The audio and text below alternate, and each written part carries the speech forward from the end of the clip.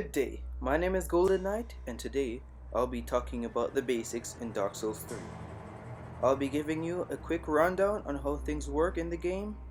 I'll also be teaching you tips that can be useful and things to look out for while you're exploring the Nightmarish Land. As a side note, I am fairly new to the YouTube content video making process, so if you liked what you've heard, I'd greatly appreciate your show of support. Without further ado, let's begin.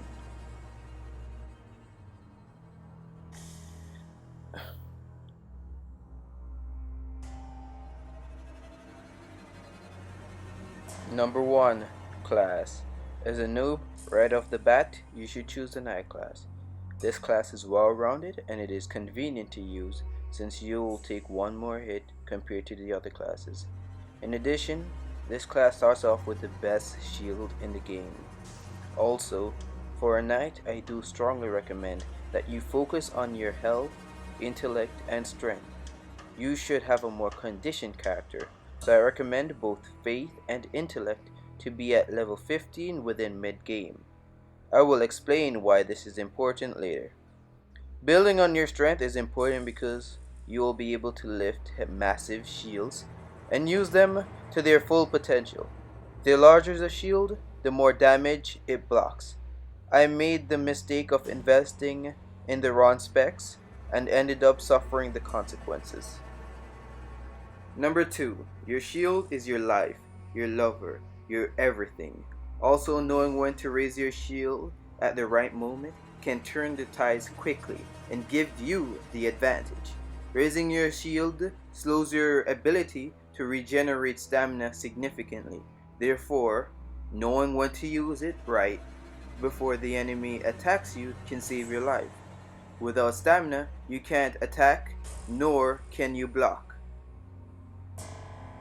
You won't be able to sustain your shield, nor will you be able to dodge. So keep that in mind.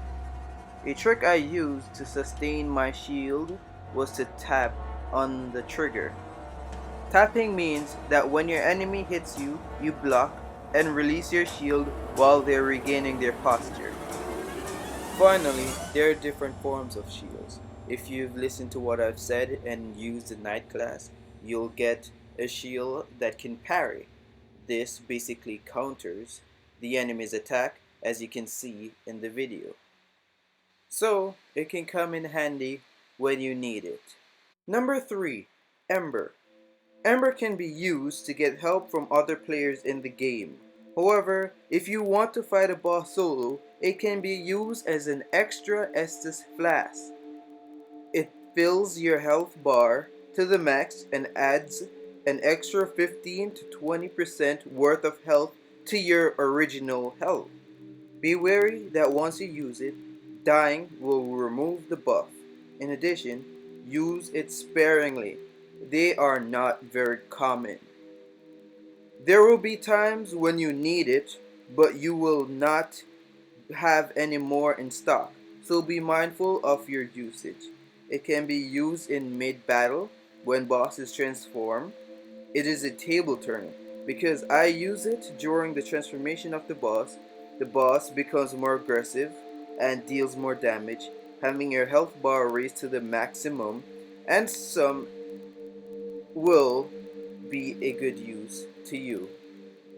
Number 4. Short attacks. Short attacks are what you'll be using 90% of the time in the game.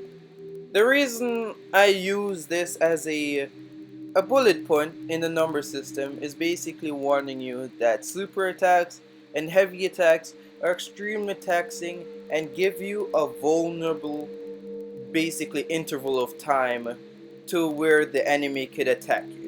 So be wary of using basically super attacks and heavy attacks.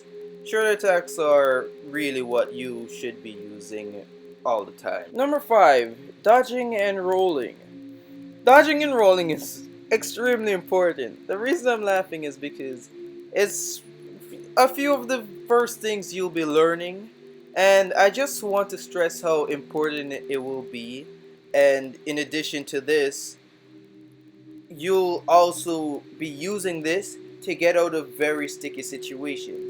Usually, when you die, you are placed back at the beginning and fighting against all those enemies that you've treacherously fought before is extremely tiring. So using a dodging and rolling is a lifesaver and a time saver. So always use dodging and rolling. It is very crucial to use. Number 6, kicking. Kicking is just as I've stated, kicking. It is using the L1 and front stick button simultaneously to perform a kicking motion, and this could come in handy basically 1% of the time, because usually you'll be using it on accident when you try to use a short attack, and sometimes you'll die kicking the boss in accident when you never intended on it. So be wary of that, but it does come in handy when fighting an enemy that does use a shield, because it kicks open the shield and it gives you an opening for a front critical damage, which can be useful. Which is all, yeah, it's always useful. Number 7, critical attacks. Critical attacks are massive damage dealers. These attacks allow you to overpower your enemies. Most bosses' weak spots are their head, and some are in other places, but you just need to find them. But what I want to talk about is the front and back stab. Front stab is used when you parry your enemies to get closer and deal a critical attack, or use the kicking motion that I've stated in number 6 to be able to front stab the enemy. A backstab is very easy to perform because it's basically going behind the enemy and performing the backstab.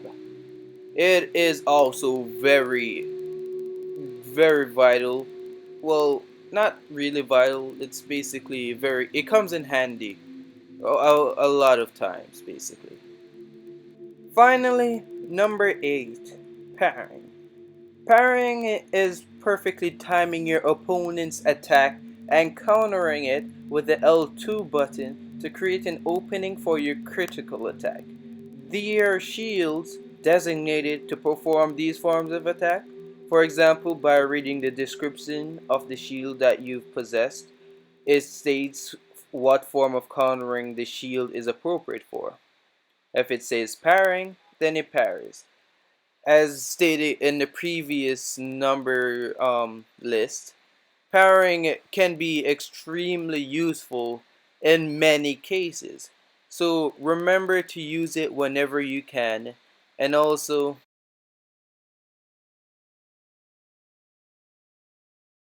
well, that is the conclusion of the video, guys. If anything that I've said came out useful or you've liked it, well, maybe you should show some a form of appreciation to me somehow. I don't know. Just show me some love, and I'll see you next time.